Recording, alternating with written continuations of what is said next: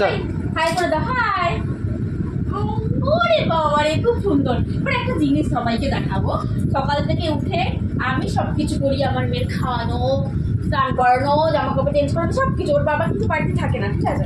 এবার সেটা করি না, আমরা সবাই মিলে দেখবে। এবার দেখি, তাও দেখি। আগে আমি দেখিয়ে দিই যে ছবিটা কিন্তু একদম পুরো চটলা ওঠা একটা মিষ্টি টাইপের ছবি। বাবা এটা কে গো? হ্যাঁ বাবা, তাই? এবার আমার একটা ভালো ছবি আমি দেখাবো। মা এটা কে গো? कौन है ये लोग? কে এটা? কে কে এটা কে?